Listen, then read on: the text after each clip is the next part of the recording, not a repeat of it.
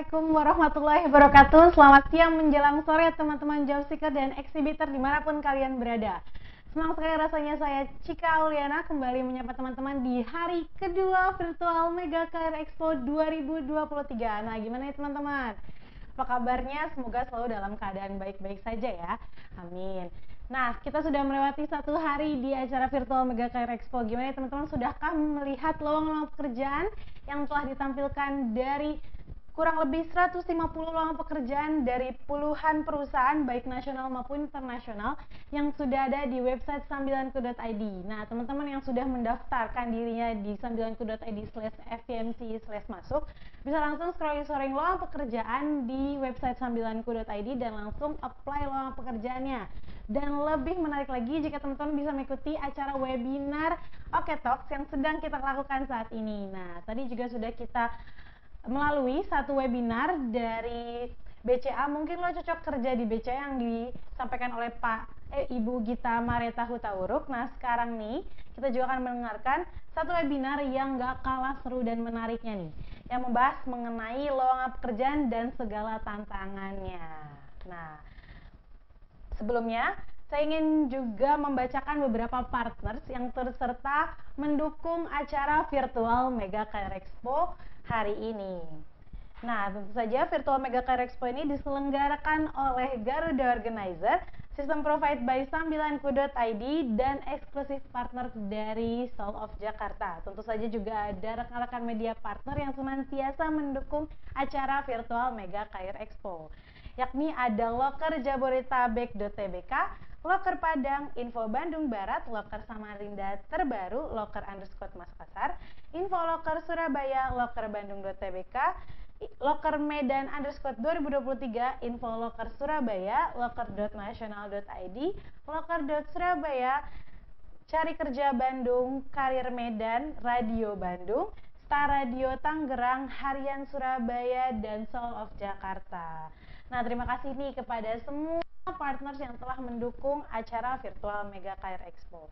Nah, seperti tanpa berpanjang-panjang lagi, kita akan mulai sesi webinar. Nah, sebelum itu saya juga ingin menyapa-nyapa teman-teman audiens yang ada di Zoom nih. Boleh nih say hi di kolom chat nih untuk sesi webinar hari ini, di sore hari ini. Nah, sepertinya juga sudah ada pemateri kita nih. Ada Pak Yoso Putro Prasongko nih yang sudah hadir di sini nih. Mungkin gimana Pak kabarnya? Halo Mbak, Alhamdulillah baik hari ini. Alhamdulillah baik. Sudah siapkah untuk menyampaikan pematerian hari ini Pak? Siap dong. Siap banget sepertinya. Oke deh. Kayak teman-teman di Zoom ini juga sudah tidak sabar nih untuk mendengarkan pematerian menarik dari Pak Yoso mengenai lowongan pekerjaan dan segala tantangannya. Baik, Pak Yoso ini merupakan Human Research NGA Manager AKG Entertainment, dan beliau juga sudah menjalani 2 degree gitu ya, yaitu pertama di Universitas Negeri Jakarta jurusan psikolog, dan juga di Universitas Kristen Krida Wacana jurusan manajemen SDM. Nah, sepertinya beliau sudah proper sekali nih di bidang rekrutmen, HR, human research dan lain sebagainya nih. Pastinya materi ini juga sangat insightful nantinya buat teman-teman. Nah, sebelum mendengarkan sesi materian, kita lihat cuplikan yang berikut ini.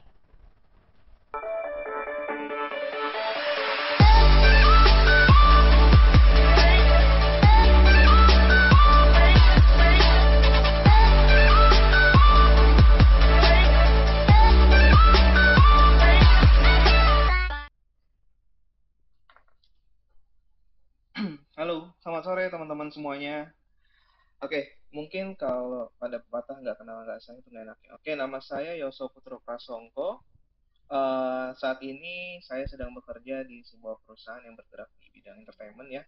Jadi ada beberapa part di perusahaan kami yang bergerak bisnisnya, ada IP license, ada e-sport organizer, terus juga kita saat ini menjadi satu-satunya distributor yang mengelola brand Pokemon di Indonesia.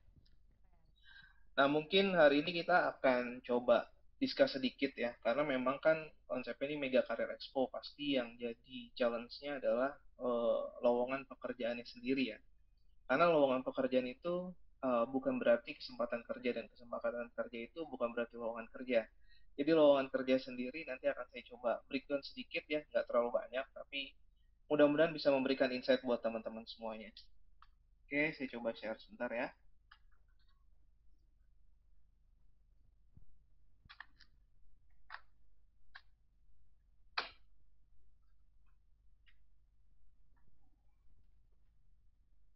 Oke, apakah share screen saya masuk, teman-teman? Masuk, Pak. Boleh Oke, dilanjutkan. siap-siap. Oke, lowongan pekerjaan dan segala tantangannya. Jadi, lowongan pekerjaan itu sangat dibutuhkan untuk teman-teman yang sedang mencari pekerjaan. Tapi, banyak juga teman-teman yang sudah bekerja mencari lowongan pekerjaan juga untuk mencari yang lebih baik. Hal itu biasa dan lumrah di dunia tenaga kerja karena memang setiap orang memiliki kebutuhan dan memiliki mimpinya masing-masing. Jadi sebenarnya kita semua nggak boleh membatasi mimpi kita, tapi kita harus bisa adaptasi dengan mimpi kita juga.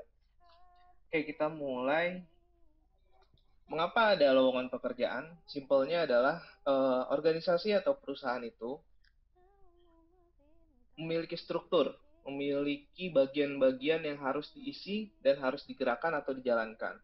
Kenapa harus dijalankan digerakkan? Karena memang itu adalah tujuan organisasi, yaitu membuat sebuah eh, elemen-elemen yang dapat menghasilkan sesuatu, baik profit maupun yang non-profit. Ada juga kan organisasi yang non-profit ya. Jadi memang konsepnya kalau sekarang kita bahas adalah lebih ke perusahaan ya, yang tujuannya adalah profit. Terus tenaga kerja.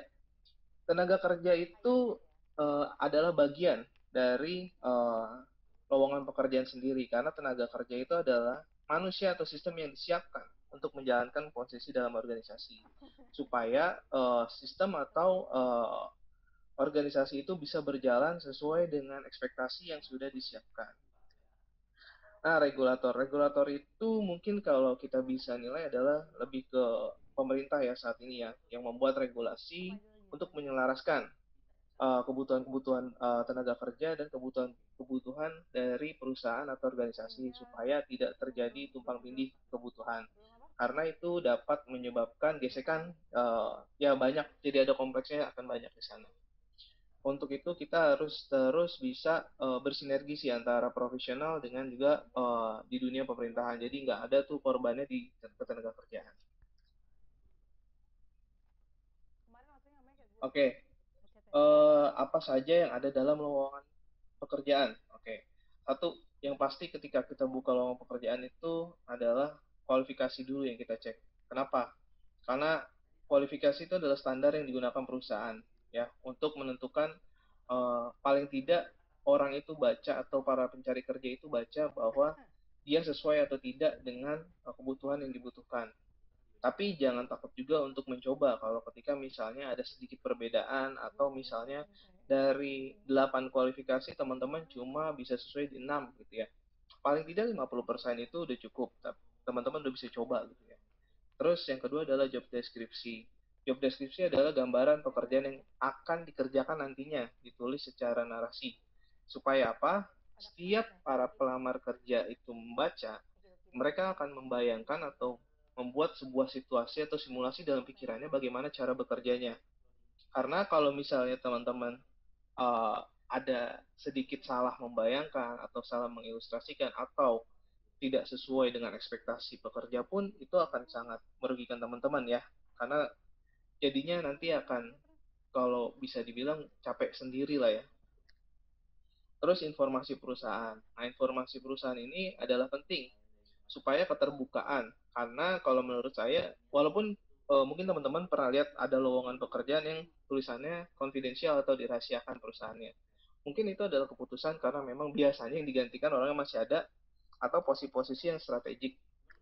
Cuma kalau menurut saya, ketika ada informasi perusahaan yang terbuka, itu teman-teman para pencari kerja akan tahu dan bisa meresearch atau mencari tahu terkait dengan perusahaan ini tipenya seperti apa, organisasi seperti apa, apakah dalam masuk grup besar atau memang dia adalah single company yang memang besar sendiri, tidak ada sokongan dari grup di belakangnya. Jadi itu bisa buat belajar si para pencari kerjanya. Jadi teman-teman juga harus bisa baca nih informasi perusahaan yang sesuai dengan kebutuhan teman-teman.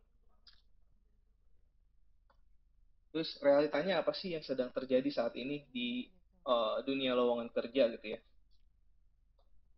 Oke, saat ini sebenarnya banyak uh, yang terjadi adalah silent resesi ekonomi yang sebenarnya ini tidak terjadi secara keseluruhan ya di seluruh industri, tapi ada beberapa industri yang mengalami silent resesi ekonomi. Akibatnya adalah perusahaan mengurangi lowongan pekerjaan.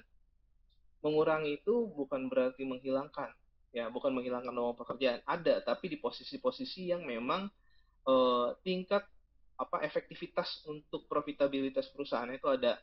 Terus yang selanjutnya meningkatkan persaingan pekerjaan yang tersedia ya. Kalau misalnya lowongan sedikit, otomatis para pencari kerja akan menjadi banyak saingannya. Apalagi kalau misalnya terjadi pengurangan di satu perusahaan yang besar. Gitu ya, misalnya kayak kemarin Tech Company banyak yang melakukan pengurangan besar, terus banyak profesional yang keluar, teman-teman yang fresh graduate ini pasti akan merasa, wah, gue akan bersaing dengan mereka. Tapi sebenarnya nggak juga, karena memang eh, bisa dibilang kita bisa melakukan akselerasi untuk teman-teman fresh graduate dengan melakukan berbagai macam cara supaya bisa sama dengan teman-teman yang sudah pernah bekerja. Nah, efek terakhirnya adalah peningkatan tingkat pengangguran. Itu yang diakibatkan oleh silent resesi ekonomi ini. Terus, yang kedua, ketidakcocokan skill ini multifungsi ya teman-teman, jadi dan multitafsir karena memang eh, biasanya disebabkan oleh kurangnya keterampilan khusus pekerjaan. Nah, ini biasanya bisa diatasi teman-teman kalau misalnya teman-teman pada saat kuliah atau pada saat sekolah SMA atau SMK mau mengambil yang namanya job part time atau bisa juga internship. Karena itu biasanya bisa membuka satu wawasan baru atau satu knowledge baru yang bisa mengisi kekosongan keterampilan khusus pada teman-teman. Misalnya kalau di kampus sekarang itu kita ada kampus Merdeka ya. Bahkan kemarin di tempat saya di AKG itu ada satu kampus yang minta mahasiswanya untuk magang selama 1 tahun karena memang ada program dari kampusnya seperti itu. Kita eh, sangat happy. Kenapa? Karena buat eh, mahasiswa tersebut itu bisa jadi akselerasi dia.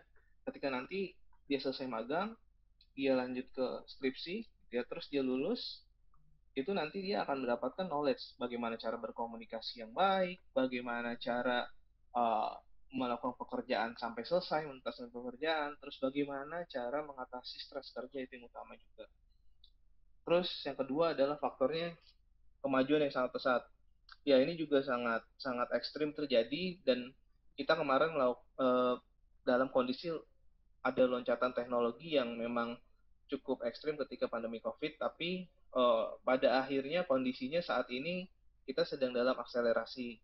Semua berjalan sesuai dengan ritmenya masing-masing. Industri yang konvensional dan industri tech berjalan dengan kondisinya masing-masing. Nah, bagaimana teman-teman bisa melihat peluang dari hal tersebut?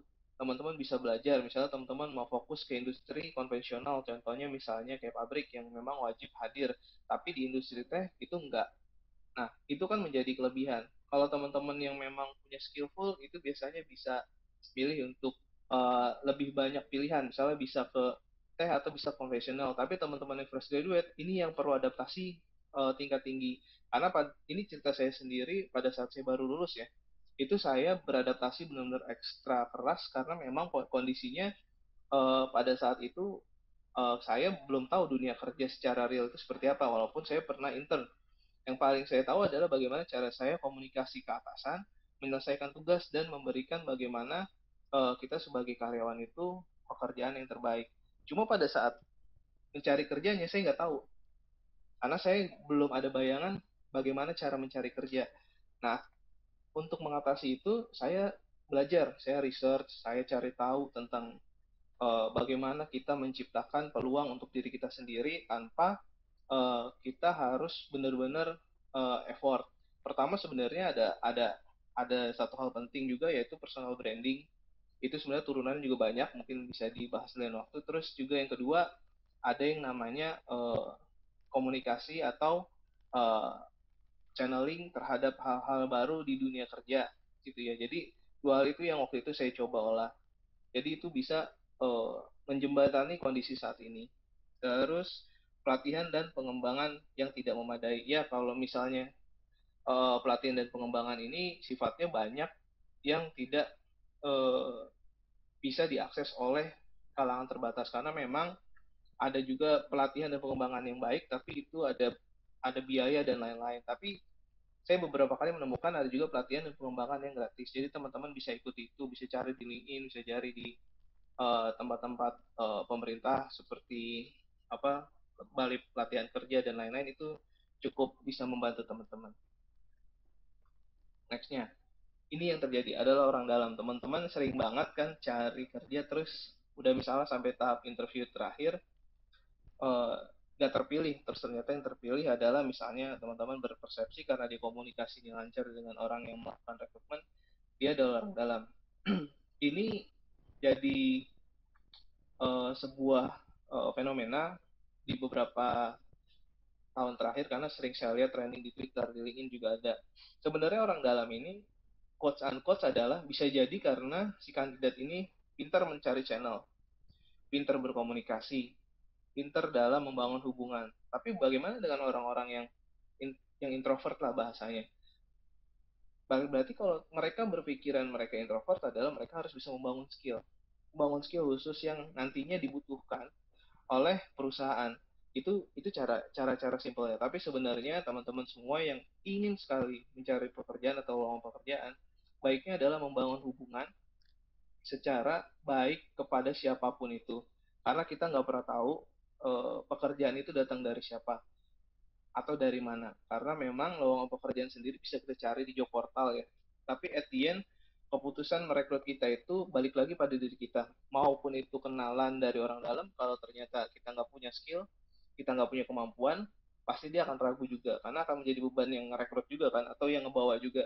Tapi kalau kita, walaupun kepake orang dalam, tapi kita sudah mengisi diri kita dengan belajar komunikasi, belajar time management, dan lain-lain, ketika kita direkrut, kita punya skill, soft skill dan hard skill, otomatis segala sesuatunya akan berjalan lebih mudah sih. Seperti itu. Terus banyak hal juga yang terkadang kita kita lewati itu sangat berat pada saat proses rekrutmen, contohnya saat melakukan menemukan lowongan kerja. Kondisi saat ini adalah tadi kalau kita balik ke depan itu ada resesi ekonomi, banyak perusahaan misalnya yang tutup atau yang close, tapi di satu sisi pasti banyak yang akan tumbuh juga. Karena biasanya kalau bisnis itu mati satu tumbuh seribu sih, gitu ya simpelnya. Terus kalau dari segi eh, orang dalam ini kita tentunya harus yang paling utama adalah tadi membangun komunikasi kepada siapapun dan dimanapun. Jadi kita nggak boleh membatasi diri secara kesempatan itu bisa datang dari mana aja. Oke, nah ini contoh yang tadi saya bilang adalah saya coba tarik data Google Analytics terkait dengan yang namanya lowongan kerja.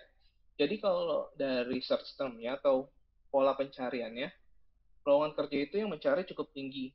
Tapi untuk preparation untuk sampai ke lowongan kerjanya itu pencariannya sangat rendah. Contohnya di situ ada interview kerja, ada persiapan interview dan template CV. Padahal itu semua juga komponen yang penting di luar lowongan kerjanya.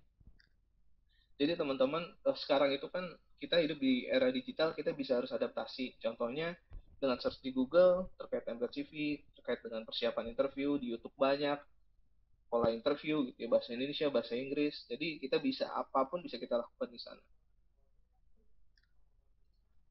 Oke, terus bagaimana nih kalau kita sedang menghadapi lowongan pekerjaan ketika kita mencari pekerjaan?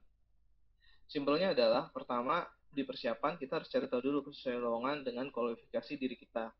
Kita harus cari tahu dulu kita benar nggak ada di sini, passion kita ada di situ nggak. Kalau nggak pakai passion nggak apa-apa, memang kita butuh uang langsung hajar aja, tapi tetap harus ingat kita harus siap segala resikonya, harus harus bisa cepat adaptasi. Terus peninjauan itu ketika kita merasa sesuai, ya udah kita kirim CV-nya sesuai dengan template yang dibutuhkan. Karena banyak juga perusahaan sekarang yang melakukan ATS, yaitu biar mereka mempersimpel proses input di sistemnya mereka. ATS itu bisa teman-teman cari banyak di Google juga draftnya, oh, tinggal diisi aja. Terus kalau pelaksanaan jika via email, eh, search juga. Tadi saya lihat di LinkedIn juga ada yang sudah share bahwa ada mekanisme, ada kata-kata yang disiapkan untuk melakukan pengiriman email pada saat ke tim rekrutmennya. Jadi nggak salah.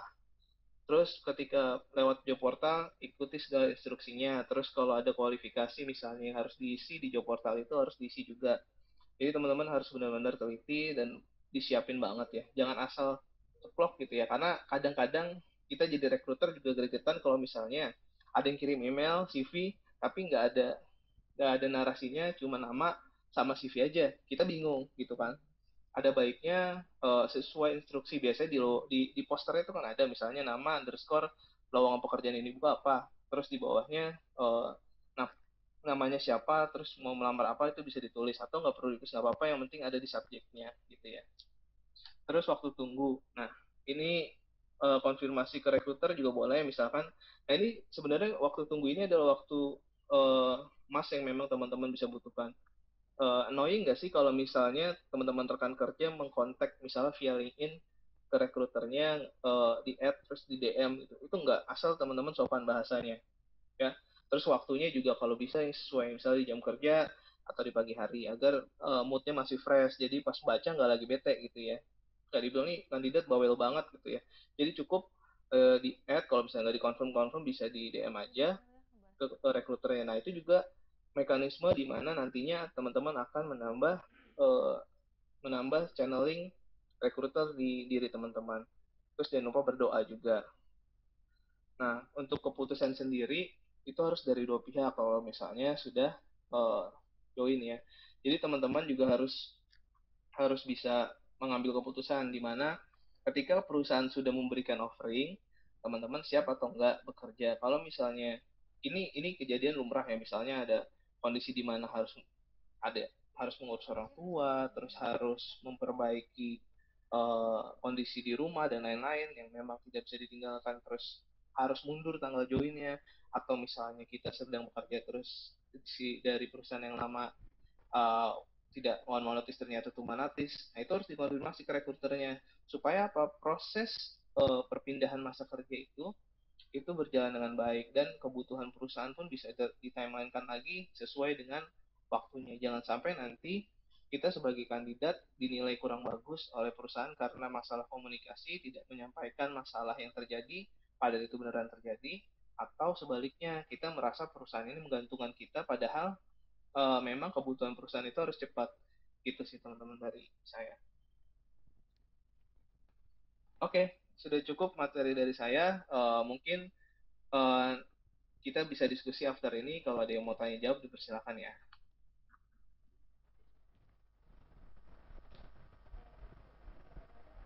Oke, baik. Terima kasih Pak Yoso atas pemateriannya. Oke, baik, kita langsung masuk ke sesi tanya jawab. Nah, sepertinya sudah ada beberapa pertanyaan nih Pak di kolom chat. Saya izin untuk membacakan ya Pak. Ada pertanyaan dari Kak Ganda Fikri terkait usia dalam kualifikasi tidak tetap. Jika dibilang usia maksimal 25 tahun, tapi dengan usia di atas 25 tahun dapat apply di lowongan tersebut, atau usia maksimal tersebut sudah paten? Itu gimana Pak? Oke, kalau terkait usia, sebenarnya balik lagi ke industri sih. Kalau misalnya industrinya terbilang itu industri agile, atau yang misalnya teman-teman bisa lihat kayak di dunia entertainment kayak tempat saya sekarang, itu usia sebenarnya nggak jadi patokan. Jadi walaupun misalnya dibilang usianya maksimal 25 tahun, itu sebenarnya lebih pun tidak apa-apa, asal memang biasanya ada pengalaman kerjanya. Tapi kalau misalnya di industrinya konvensional seperti di pabrik atau di manufaktur, itu biasanya memang sudah strength karena memang mereka membutuhkan untuk tenaga kerja yang muda untuk merefresh tenaga kerja yang lama gitu sih. Jadi balik lagi tergantung industrinya sih kalau dari saya. Tapi Oke. nggak salah juga kalau mau nyoba sih. Jadi itu balik lagi ke teman-teman, coba pun nggak apa-apa. Jangan jangan jangan pernah ngerasa itu jadi hambatan buat teman-teman ya. Oke, baik. Jadi ganda nggak apa-apa dicoba aja gitu ya Pak ya, karena sebenarnya tergantung perusahaan masing-masing juga gitu ya yang Betul betul. mempatokkan itu. Oke, baik.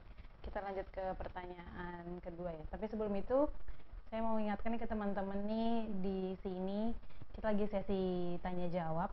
Jadi teman-teman yang mau bertanya bisa langsung chat di kolom chatnya nih. Nanti akan saya bacakan gitu. Mumpung ada Pak Yoso nih yang tadi membahas mengenai lowongan pekerjaan dan tantangannya. Tadi sudah dijelaskan juga banyak sekali tantangannya gitu ya. Dan siapa tahu teman-teman yang kesulitan untuk mencari pekerjaan gitu ya, bisa banget bertanya-tanya sama Pak Yoso gitu loh, cara untuk menangani permasalahan-permasalahan saat melamar pekerjaannya gitu. Oke deh, kita bacakan yang kedua ya Pak.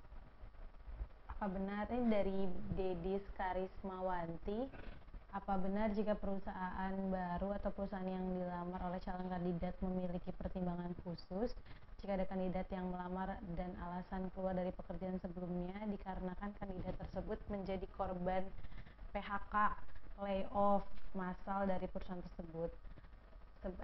sebelumnya. Adapun untuk alasan layoff tersebut dikarenakan saya terkena efisiensi manajemen perusahaan, badai resesi startup. Jadi mungkin bisa dijawab Pak. Jadi sebenarnya lebih ke pertimbangan khusus ya. Misalnya ada orang yang keluar karena terkena resesi badai startup. Sebenarnya itu yang kemarin terjadi juga sih, sekitar 3 sampai 6 bulan yang lalu itu banyak startup yang ngalamin pengurangan karyawan, terus sebenarnya ex mereka sudah ditunggu-tunggu sama banyak perusahaan lain yang sebenarnya masih baru lahir juga atau startup juga. Jadi ketika si rekruter bikin lowongan, eh, kita mencari kandidat dan ex perusahaan ini.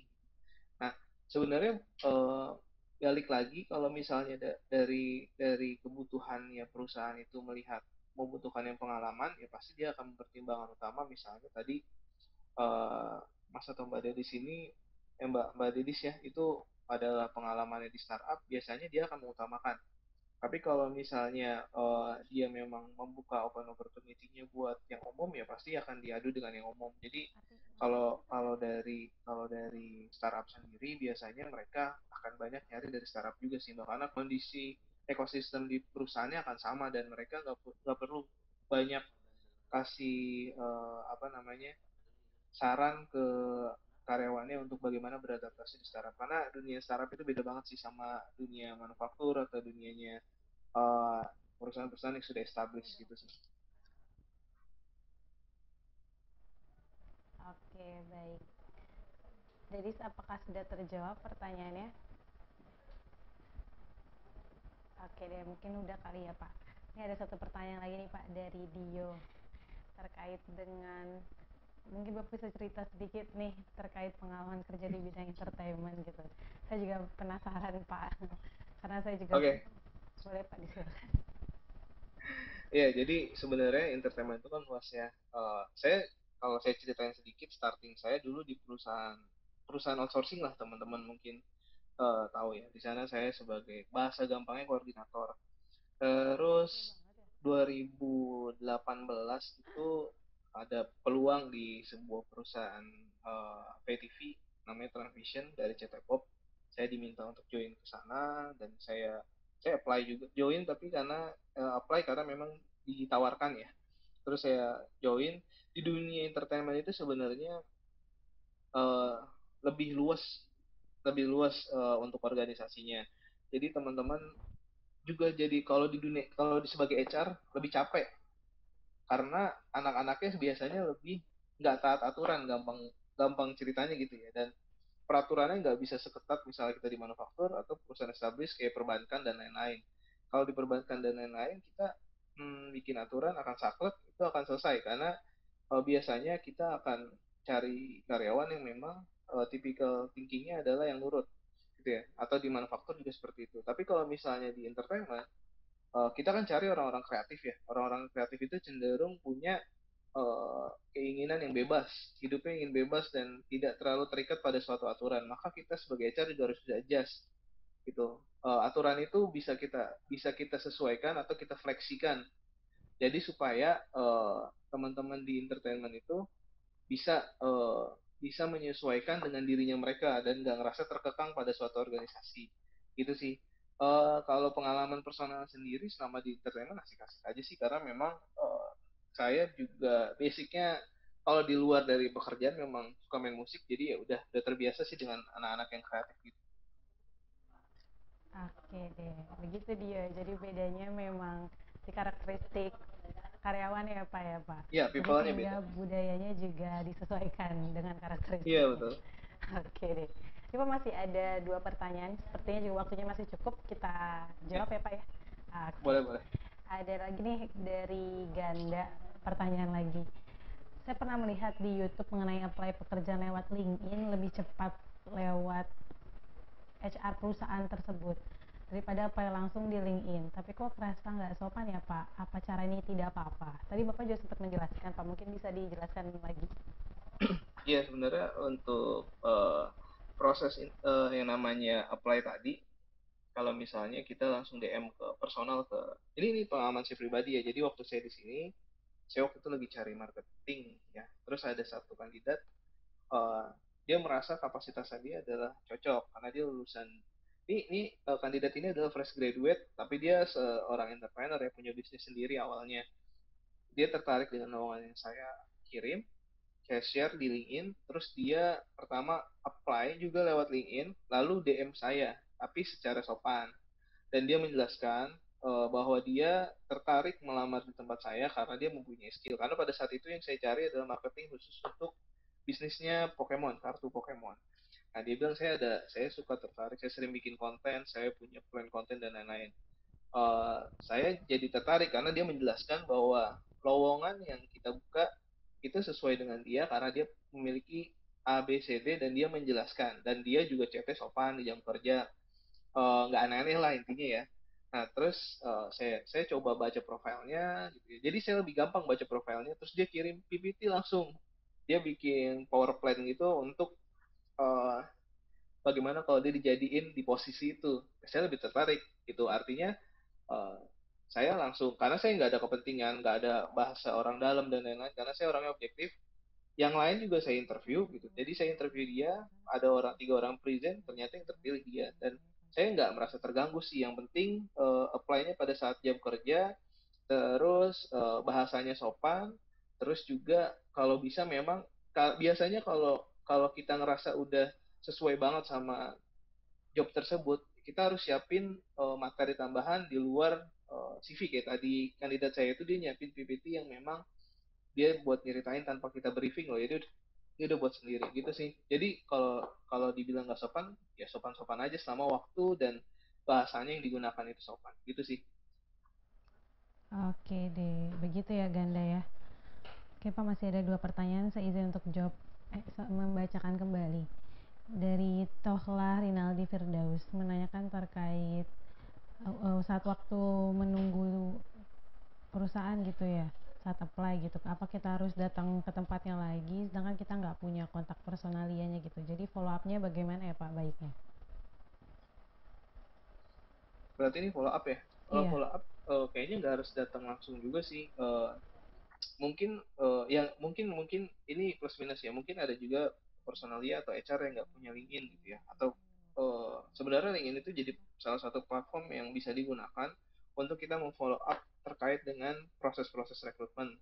Katanya tadi dengan cara sopan atau minimal di LinkedIn itu kita bisa tahu update-nya, misalnya bahwa sudah sudah sampai atau belum, udah diterisi atau belum, sudah sampai terisi atau belum, atau misalnya sudah sampai tahap apa dan sebenarnya kita udah gugur, itu bisa dilihat di LinkedIn. Tapi memang kalau nggak ada kontak atau nggak ada sosial medianya juga agak susah ya kalau menurut saya. Jadi eh, ya paling bisa menunggu aja dan kalau setahu saya dulu teman-teman saya di manufaktur itu telepon ke pabriknya jadi masih ada lowongannya atau enggak kalau misalnya nggak ada ya ya udah kan biasanya kalau nomor telepon bisa dicari ya gitu sih kalau nggak minimal ya balik lagi terus ngobrol sama satpamnya sih paling ekstrimnya itu dan itu nggak apa-apa sih.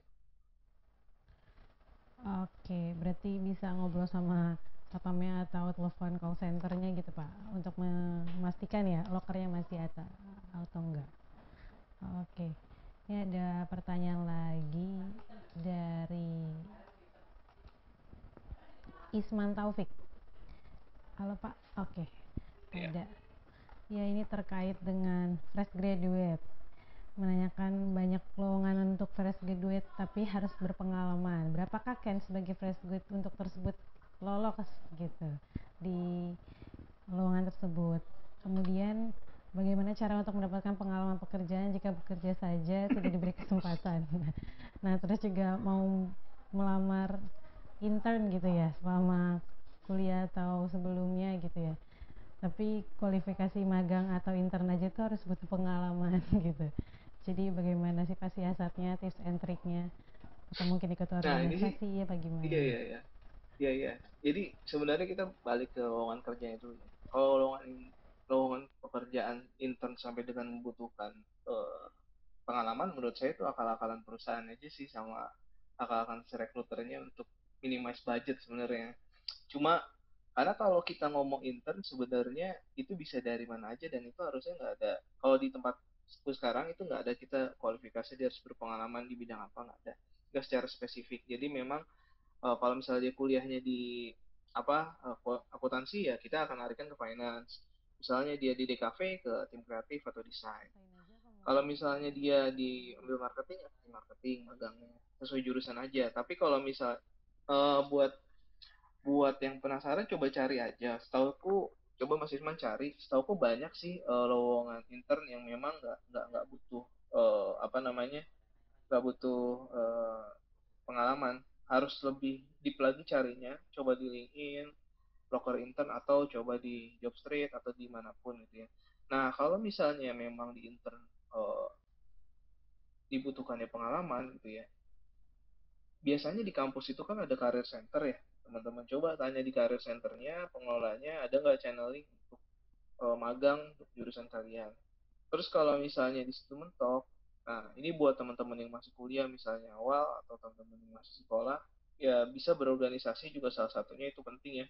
Sebenarnya berorganisasi itu bukan organisasinya yang dilihat, tapi kalau orang berorganisasi itu akan dinilai dia bisa bersosialisasi minimal, terus bisa berkomunikasi secara struktural. Misalnya dia pertama jadi staff, terus yang kedua dia jadi koordinator, terus naik lagi jadi ketua. Nah, itu artinya dia bisa bisa melakukan proses komunikasi secara staffing.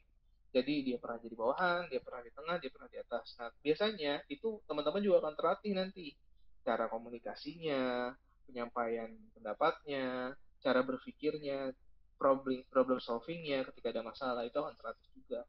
Tapi saranku sih coba dicari lagi, karena memang sebenarnya harusnya banyak ya. Karena kalau kalau intern harus pengalaman tuh aneh sih. Harusnya banyak sih, nggak masalah itu. Coba lebih lebih aktif mencari aja. Oke, baik. Jadi kalau intern ada pengalaman itu jujur aneh apa? Karena sebenarnya intern Iya, juga sebagai langkah untuk belajar ya. betul. Iya, iya. Harus kosong. Oke, oke, oke.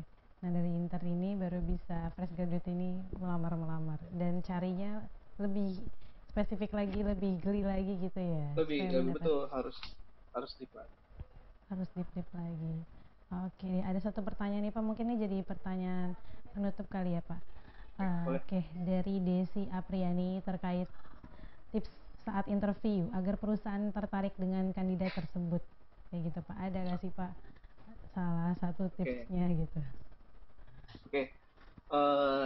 Kalau dari sisi kita di HR dan di recruiter ya, yang pertama adalah teman-teman harus cari tahu perusahaannya bergerak di bidang apa. Ini harus dicatat ya, bergerak di bidang apa, terus yang kamu lamar itu di posisi apa. Jangan sampai lupa. Karena sering banget kandidat lupa. Saya tanya, kamu melamar untuk posisi apa? Apa ya kemarin saya soalnya banyak apply nih, jadi saya lupa. Nah, aduh itu jangan deh. Teman-teman hindari itu.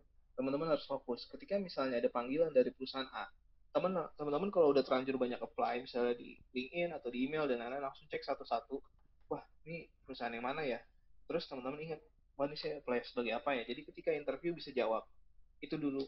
Nah, sudah selesai sampai situ, baru teman-teman, kalau misalnya apply-nya sesuai dengan kualifikasi teman-teman, ya silakan dipelajari, didalamin. Misalnya, contohnya secara khusus eh, untuk posisi accounting misalnya. Nah, ya teman-teman belajar tentang penjurnalan dan lain itu lebih deep gitu. Tapi kalau misalnya teman-teman cross misalnya, tadinya jurusannya peternakan terus jadi tele atau jadi apapun itu, ya teman-teman cukup menyampaikan pengetahuan teman-teman dan teman-teman belajar tentang posisi tersebut atau posisi tersebut membutuhkan orang seperti apa. Misalnya teman-teman dari posisi tadi kayak jurusan peternakan terus mau ke tele, ya teman-teman harus bisa adjust cara komunikasi seakan-akan teman-teman adalah orang tele, yaitu yang aktif dalam berbicara, aktif dalam menawarkan, aktif dalam menyampaikan informasi.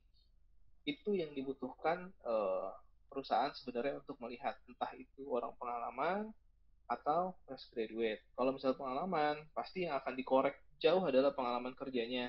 Sedangkan kalau dia fresh graduate, biasanya akan lebih secara umum technical skill-nya. Gitu sih. Oke, sudah terjawab ya Desi ya.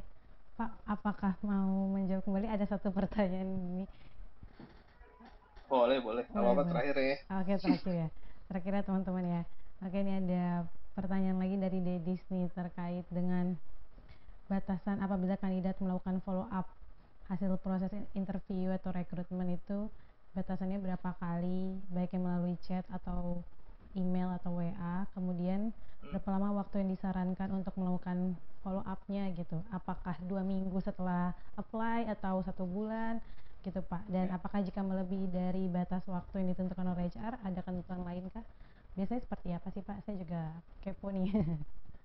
Kalau kalau yang pertama, apabila ada proses follow up dari kandidat ke tim rekrutmen, baiknya sih biasanya H plus pertama adalah H plus 1 minggu.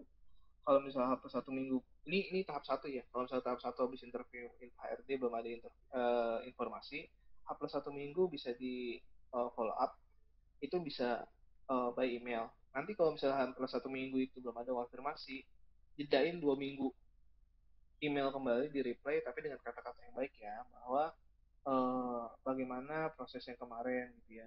Baiknya kalau misalnya email nggak ada, eh, bisa pakai LinkedIn juga, tapi ingat tadi jedanya jangan terlalu rapat, seminggu atau 2 minggu, karena kita harus memahami juga bisa jadi prosesnya lama bukan dari tim HR tapi dari tim usernya, dia terkait tim bisnisnya yang memang misalnya eh, proses hiringnya agak depending atau di halt, itu kan sering terjadi, cuma terkadang HR-nya atau rekruternya tidak menyampaikan. Jadi teman-teman bisa mereminder dengan cara yang sopan, biasanya 1 sampai 2 kali aja.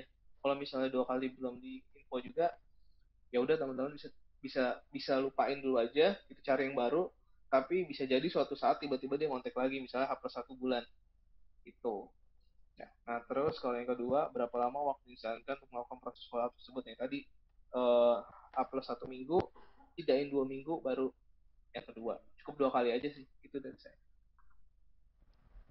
Oke, cukup 2 kali dan ada jeda-jedanya, jangan terlalu deket ya Pak ya, biar Hmm, nggak spam atau mengganggu jadinya ya. betul, betul. Oke deh.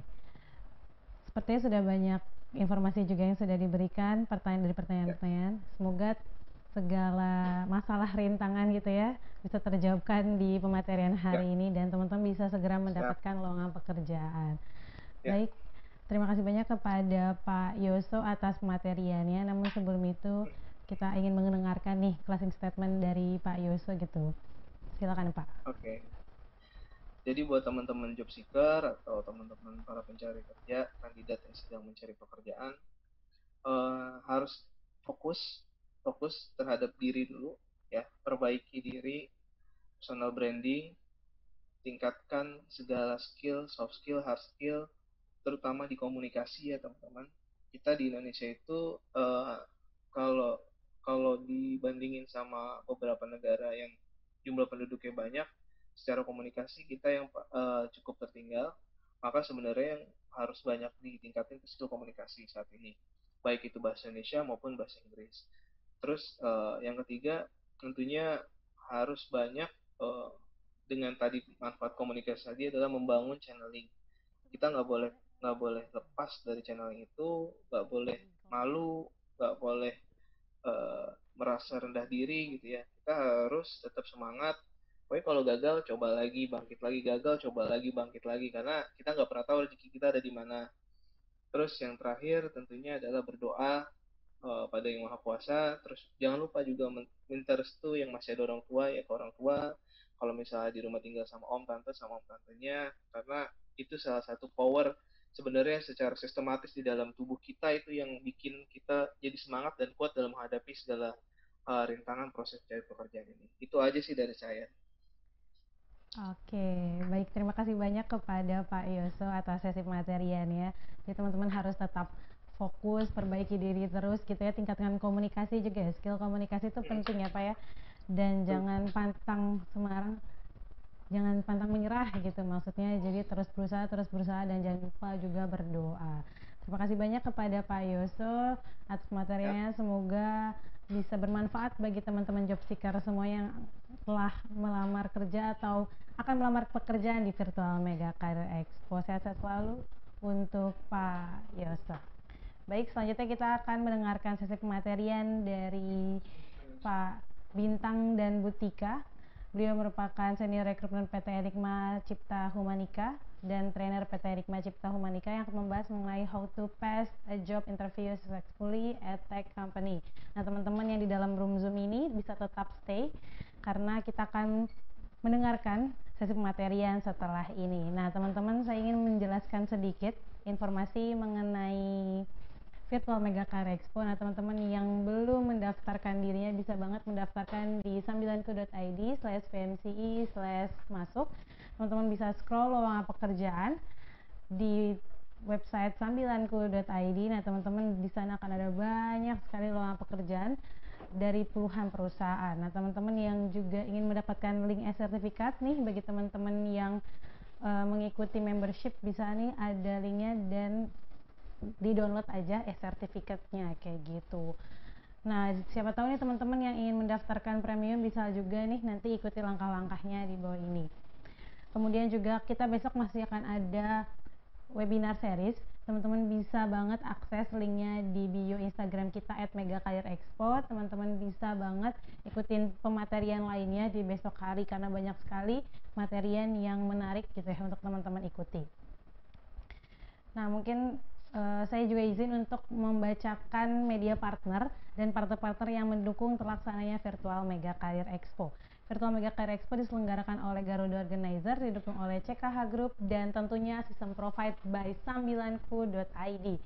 Nah, saya juga izin menyebutkan media partner yang turut serta mendukung, yakni ada Loker Jabotabek.tbk, Loker Padang, Info Bandung Barat, Loker Samarinda Terbaru, Loker underscore Makassar, Info Loker Surabaya, Loker Bandung.tbk, Loker Medan underscore 2023, Info Loker Surabaya, Loker.nasional.id, Loker Surabaya, Cari Kerja Bandung, Karir Medan, Radio Bandung, Star Radio Tangerang, Harian Surabaya Pagi, dan Solo Jakarta.